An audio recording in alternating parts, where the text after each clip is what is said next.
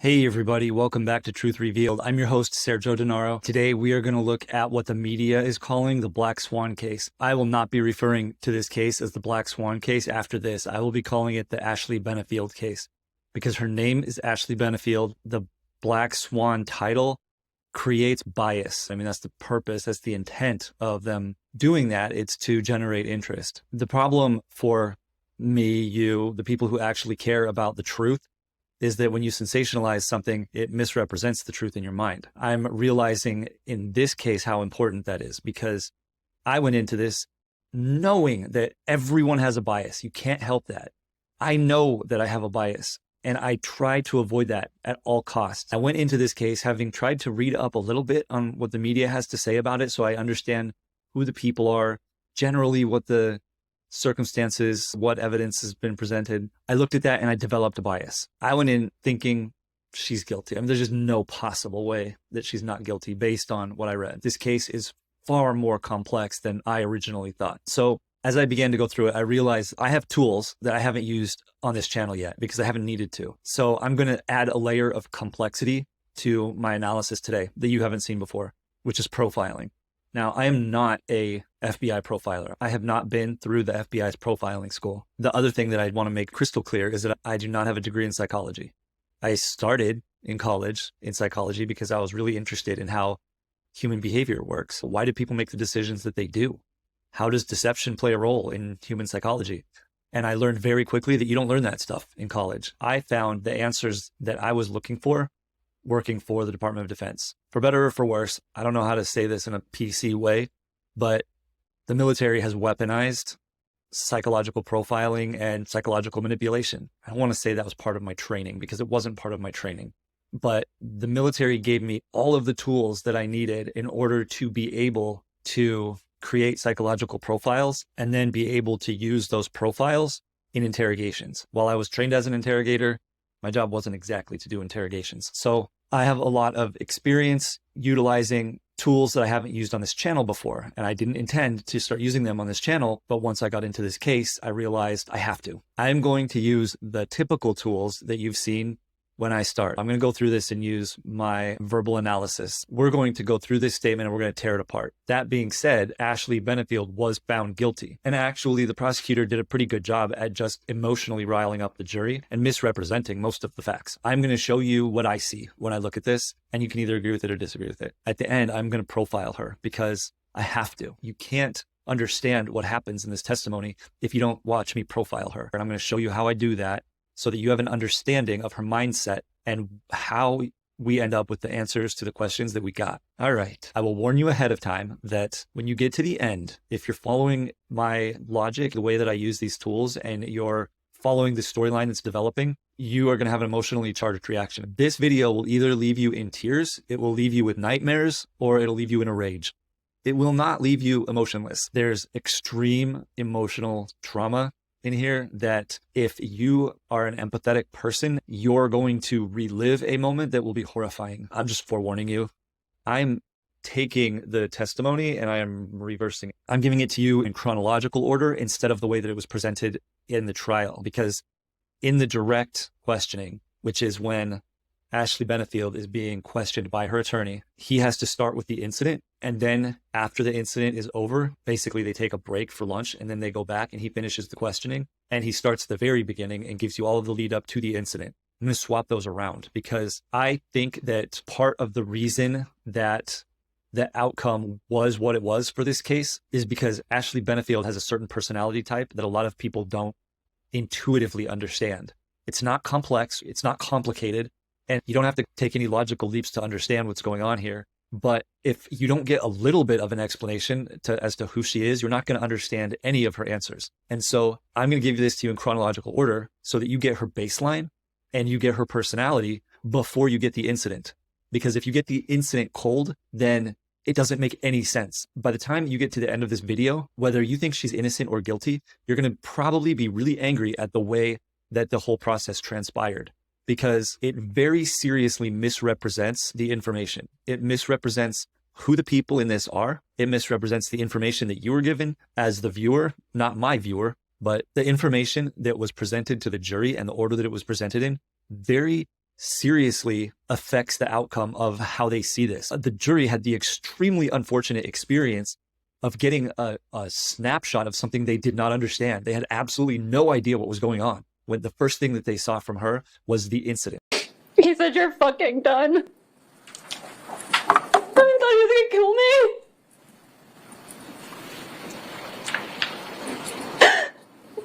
He started coming towards me, and then he lunged at me, and I started pulling the trigger, and he just kept coming. And I remember trying to move to get away from him, but he kept coming at me. I was trying to get away from him. I was terrified. So I'm going to have to explain it all to her. And so if you cut to the chase, if all I show you is the car chase, you're not going to understand whether the good guys are chasing the bad guys or the bad guys are chasing the good guys. All you know is that there's cars racing and you're like, yeah, I'm into this. I don't know why they tried to create courtroom drama here. They should have went through this in chronological order. Okay, so I'm going to go through this in chronological order and we are going to look at this objectively. We're just going to see what we see. If you've seen her testimony, if you see the media clips, you see her flailing her arms around and you see her crying a lot and none of it makes any sense. So we are going to make sense. By the end of this, whether you agree with my assessment or not, you will have a clear understanding. You will know why you agree with me or disagree with me. Unlike the version that you see on the media where they have highlights that are just meant for you to click on it so they can make money. The only thing that I'm cutting out is when they make statements like, we're going to put this exhibit into evidence, or when they object to something, or when they go to the bench to discuss stuff. I'm cutting that stuff out. And there's a few yes or no questions that are irrelevant. Like he asks her, do you have a firearms license? And she says yes. Now, her attorney has an awesome voice that I can't replicate, so I'm sorry you have to hear my voice. I should just play his voice asking all the questions because it's awesome. But okay, I'd like to now direct your attention to your initial introduction to Doug. How long was it before Doug expressed his devotion to you? And she says, about 4 days after we met that he told me he loved me. We have told in this statement, and then you can see here we have said in the next statement, and then we have told in the next statement. Switching between told and said is going to be relevant. It's something that I'm going to be looking at. I don't do that in every statement because I don't always have enough information, but it's just one of those many things that I look for that around the incident, if it starts to stand out as being something that's very relevant, then I can go back and figure out what it meant all the way through the statement. In this statement, it's going to be one of those things that's important. About 4 days after, we have missing time. And in this case, the word after, she's using it to say that I'm not going to tell you what happened between the time we met and 4 days later when he told me that he loved me. And honestly, I don't need that information. I don't want to know about their love life. So she's using after to describe basically their love life. And she says, we met. So we is a powerful word. It's a huge indicator of closeness there. And she doesn't say that Doug and I met at that point or anything like that. She says we right from the beginning. So this gives you insight into her psychology here. Well, it gives you insight into her emotions, actually. She feels close to him at this point. So after we met that he told me he loved me. Told is generally the positive version of this. Said is generally the negative, but it does depend on the context and on specific meaning to the person who's saying it. So we have to figure all of that out throughout the statement. But at this point, I would expect to see this statement. He told me that he loved me. If a person says at that point, they said that they love me, that means that that person who heard it didn't feel the same. So pay attention to that. If they say at this point, he told me he loved me, it means that they were waiting to hear that. And if they say that's when they said that they loved me, it means they were not waiting to hear that. All right, let's look at the next sentence here. Did any significant event follow after he expressed his love for you? She says, he flew me to South Carolina, where he was living at the time, and asked me to marry him. And I said yes. We have past tense, active voice, and the right pronouns. You're seeing her baseline, which is normal. And you're seeing right off the bat, honest, truthful statements. And that's good. We want to see that. She says, and I said yes.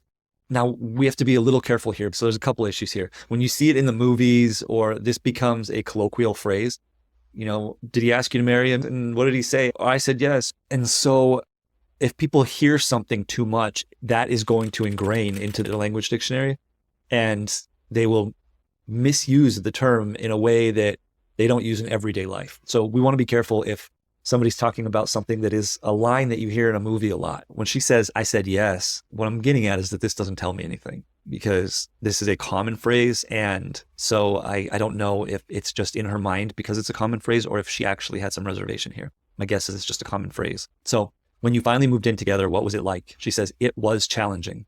That is a truthful statement right off the bat. Doug hadn't told his daughter, Eva, that we had gotten married. So there's a negative statement here, but there's no explanatory statement. You see an explanatory here, but that's in the next sentence. It's not connected to this. Doug hadn't told. Told is generally a positive way of phrasing this. So I don't see any problems in this. Doug hadn't told his daughter, Eva. We also have a proper introduction of the daughter, Eva, which means that Ashley did not have any issue with Eva at this time. And if you're thinking, well, how would she have an issue? She hasn't even met her yet. A new spouse going into a house where there's a son or daughter from a previous marriage, oftentimes there's going to be tension immediately. Without even saying a word, there's tension. So if Ashley walked into that house with a bad attitude towards Eva being there, you would not see a proper introduction here, but you do. So this tells us that at this point, we have every reason to believe that she felt close to Doug and that she was excited about seeing his daughter, Eva. She had no reservations or preconceived ideas that things were going to go badly. Doug hadn't told his daughter, Eva, that we had gotten married. So all this is in the correct tense. We're highlighting stuff to give us insight into what she's thinking and why she's thinking it, but it's not actually deceptive here. And so when she found out, a little bit of sensitivity here. So when she found out, she was really upset. Okay, that explains the sensitivity. She was really upset, which is understandable.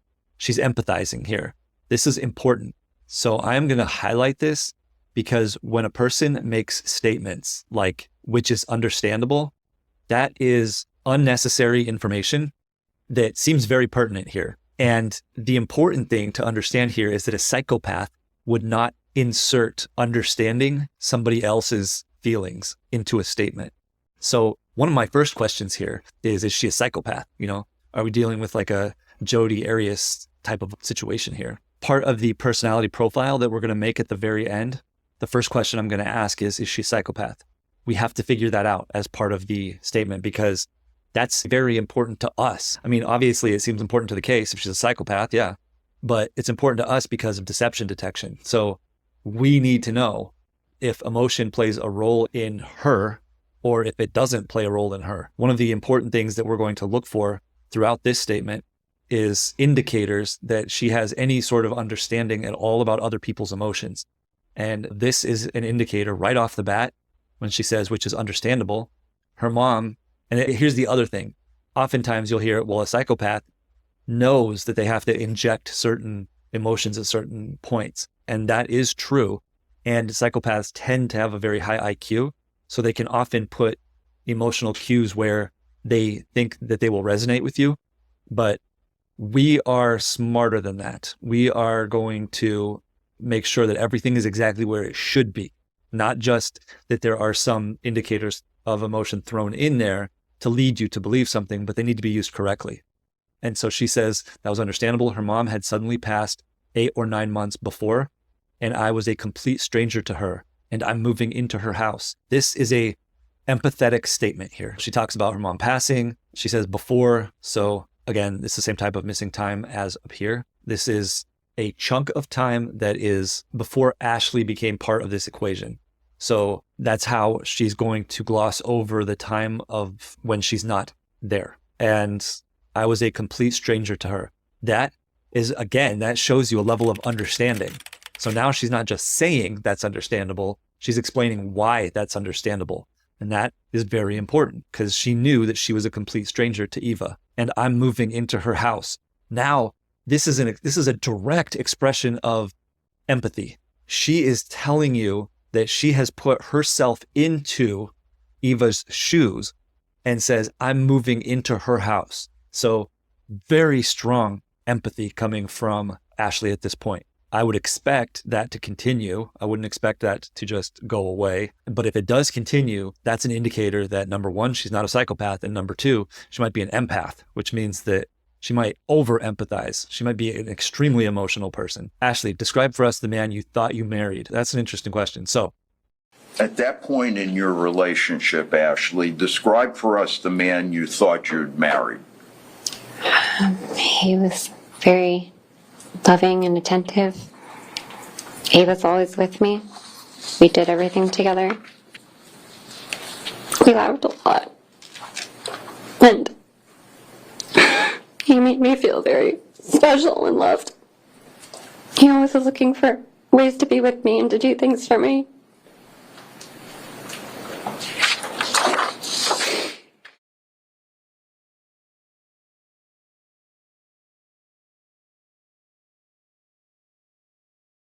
He was very loving and attentive. He was always with me. We did everything together. He laughed a lot. Now, this is interesting because she chokes up a little bit when she says he laughed a lot. And he made me feel very special and loved. He was always looking for ways to be with me and to do things for me. This is one of the most important answers in this statement for me, because first, this is truthful. He was, right off the bat, we get the right pronoun, past tense, and everything's active voice. He was very loving and attentive. He was always with me. We did everything together. So she shows closeness. But what stood out to me here is this is not a romantic statement. I want you to disassociate yourself from their relationship at this point. If you have kids, think about the way that you think about your kids. I have a young daughter, and this is how I want her to think about me. He was very loving and attentive. He was always with me. We did everything together. He laughed a lot, and he made me feel very special and loved. He was always looking for ways to be with me and to do things for me. When you look at it in the right context, it's an interesting statement, and we need to keep that in mind. And you probably already know the details. The reason why I noticed this right off the bat is because there's a 30-year difference between them. She's 24 and he's 54. That's something that we want to keep in mind. That's going to be part of the psychological profiling at the end here. So I'm just trying to keep you up to speed as we go along. Was there a short time after that you were separated? He does not mean a legal separation like a divorce. He's talking about her going on a cruise without him. She says, "Oh, yes, sir." And what was the reason? And she says, "Before I had met him." So we have before again, and it's again in reference to before she had met him. "I had planned a trip. And so I went on my trip. It was a cruise with my mom and one of my girlfriends." We have the word "so," which indicates over-explaining at this point. And we want to ask ourselves, why does this topic feels a little sensitive for her? It's not deceptive. We don't have a negative statement attached to it, but she definitely feels like she has to explain herself on why she's going on the cruise. If we're profiling her, it's important for us to understand when, where, and why she feels like she has to explain herself. And when she has to over-explain herself on why she's going on a cruise, this is something we want to keep in mind. I went on my trip. It was a cruise with my mom. That's the correct possessive pronoun. My mom and one of my girlfriends. She is telling you that she has a close relationship with her mom, and she has a close relationship with this one of her girlfriends. Now, she doesn't want to formally introduce them at this point. My mom that's a pretty good formal introduction. Most people don't introduce their parents by their name. And then the use of one of my girlfriends, she's not telling you that girlfriend's name, because that means that girlfriend shouldn't play a role in the rest of this statement. As long as she doesn't play a role, then this is a proper introduction. If this girlfriend becomes somebody who gets mentioned over and over again in the statement, then this becomes an improper introduction. So we just want to remember the introduction, which is why I highlighted it in green. I highlight people in green. "Were you able to communicate with Doug while you were on the cruise?" She says, "Yes, sir." "How?" "We mostly messaged each other." So we have it's an indicator of closeness. We mostly messaged each other, which means they probably talked on the phone at least once. And that's all the information we get. That's a good direct answer to the question. It's honest. I haven't looked at a statement that has had this many questions that were honest before, so we'll keep going. Now he brings out a series of text messages between the two of them. One of them, I think, is an iPhone. One of them is an Android. And so he asks her who's in blue and who's in green. And she says, I'm blue and Doug is green. This is a repeating I.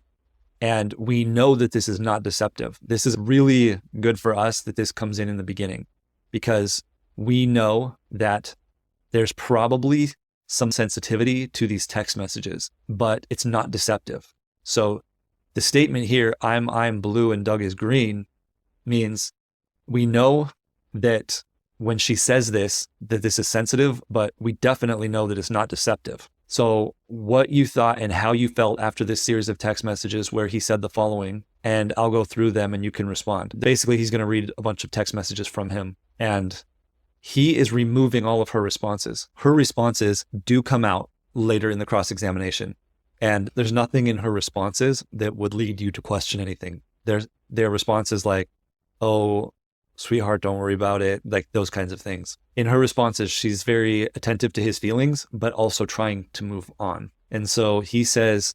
and I'll go through them and you can respond. Okay. like always being armed, and understanding them and how to conduct warfare in them for the kingdom. If I dwelt on it, I would go into a rage to remove them from the earth. I desire to exterminate them, and holding back is a challenge. They are rats that should be removed. Last night, just the jerks arguing near you about put me in sheer murderous mood, but I was stuck. I couldn't defend you. But could have been a fight, etc. Only you being with me will over time remove the images in my head. It is same, and knowing you were taken advantage of still in my mind makes me explode with anger to take them out. God made you for me. You haven't seen the warrior side and never want to. We went from joy and passion to now I'm in a testosterone rage inside. But kill the bad people. How long had you been married when you received these texts from Doug? I believe it was about like a month or so. Like always being armed. Then he says, and understanding them and how to conduct warfare and for the kingdom. So at this point, I jumped into the cross-examination here and found out that he was a naval officer in the same position that her father had been. He is literally in the exact same job that her father was in. So again, that's something we're going to want to keep in mind here. So he's an officer. He's not a boots on the ground guy. And he's stationed in South Carolina. And so he's talking about and understanding them and how to conduct warfare and for the kingdom. If I dwelt on it, I would go into a rage and remove them from the earth. Okay, so now I'm like, okay. I desire to exterminate them, and holding back is a challenge. They are rats that should be removed. Indicators of crazy, not of deception. Last night, just the jerks arguing near you about put me in sheer murderous mood. But I was stuck. I couldn't defend you. We will look into this a little bit in the cross, but basically what happens here is there are some guys that are next to her. I think when she's on the phone talking to him, she had a phone call with him at one point, and they were at a bar or one of the drink stations on the cruise. And it's not even clear if they're talking about her. They were probably talking about women in general or something. And he just goes crazy based on those other guys being near her. And then he says, what could have been a fight, etc. Only you being with me will over time remove the images in my head. In the cross, there's a lot more. He starts going into when he heard those guys talking and being that close to her, he started visualizing her being raped, and he gets pretty explicit. And it's extremely disturbing to think that just her being around other men is going to create that level of intense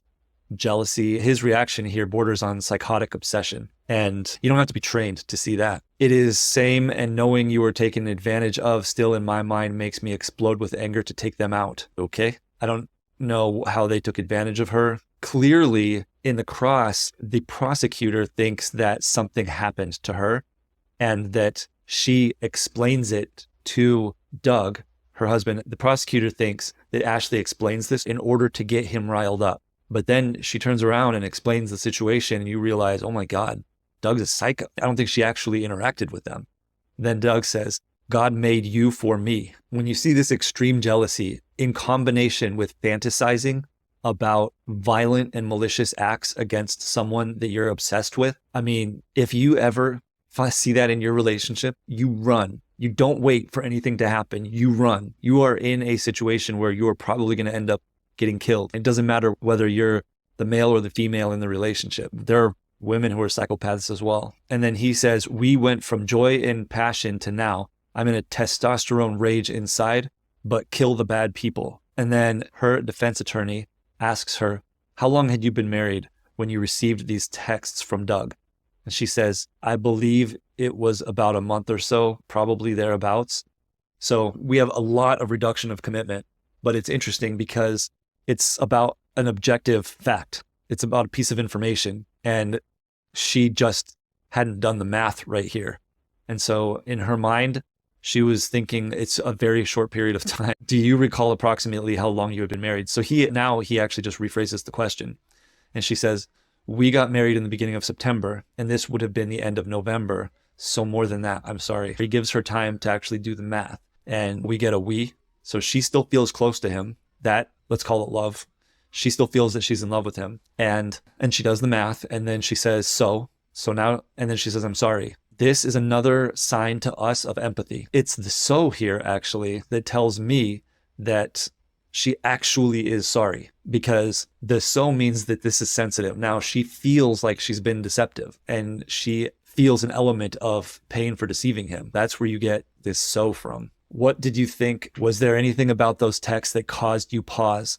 Now we start seeing some deception. And she says, at the time, I kind of tried to write it off that he was my new husband and he was just trying to be manly and, be protective. And, he was trying to show that he really loved me. I think that was kind of what I thought at the time. This is our first indicator of deception in this statement. And what she's being deceptive about is her feelings for him at this time. When you see in the media and you read about the timeline here, you see that they got married 13 days after they met. And a normal person is going to say, they're not normal. That means they're crazy. That means this whole thing is crazy. So any craziness that happens, they're both crazy. That's ignorant. And we are not going to settle for that glossed over sort of judgment. We're going to figure out what actually happened. What's the right answer here? She's impulsive. Is she obsessive and impulsive? Which is what you automatically sort of think, which is what I automatically sort of thought, I should say. I don't want to deflect that onto other people. That's what I was thinking when I first read that about her. Here we have our first indication that she's trying to justify that he really loved me. I wasn't crazy. He was trying to be manly. Because the question is, what did you think? Was there anything about those texts that caused you pause? In the question, her defense attorney is saying a normal person here should be put on alert that something is wrong with him. Are you a normal person? Was there any indication at this point that something was wrong with him? And she's basically telling you, no, I am a crazy person and I didn't think anything was wrong with him, is what she's literally saying. But she's deceptive about that. You see in here this massive reduction of commitment, which tells you that she did know something was wrong at this point. So the only deception that we have from her at this point is showing you that she's much less crazy than she's trying to portray herself as. Any normal person would know at this point something's wrong. And she also knows something is wrong at this point. Okay, the sensitivity and reduction in commitment indicate that she began to realize at this point that there was a problem. That was my note there. And then her defense attorney tries to mitigate the response, I guess, tries to justify her response. And he says, did you think it was flattering? And she says, yeah. Interesting. She agrees with him, but that's not a definitive yes. And she usually says yes. So that yeah, it shows the same level of non-committal, the same level of deception that her statement showed. So she takes the out. How long did this facade that you've described of Doug's last? And she says, probably about 3 months. There's a reduction of commitment here, probably about 3 months. This reduction in commitment here further indicates that the facade was eroded by the text messages. So why is she reducing the commitment here? Because she wants to say that at 3 months is when that facade broke down and he started treating her badly. In reality, about 6 weeks into the marriage, she had a very strong indicator. When she says probably about 3 months, what she's telling you is that you were correct up here when you noticed that she was being deceptive. So it started about 6 weeks in. And what signs did you begin to see that he was not who you thought he was? And she says, well, when I got back from the cruise, he started becoming very controlling and possessive. He started criticizing everything about me, like the way I wear my hair or did my makeup or the way I dressed. I found myself trying to change everything about me to make him happy. All right, so at the time, my note here was missing time indicates that there were previous incidences that were problematic for her. That is, yes, obviously the case that we got from here. But started is a very specific type of missing time. And she has a very definitive way of using words. So her brain dictionary is strong. She will not deviate from her brain dictionary. And she hasn't been deceptive about anything yet, except that she's not as crazy as she's leading you to believe. And so we have the word started twice. He started becoming very controlling and possessive.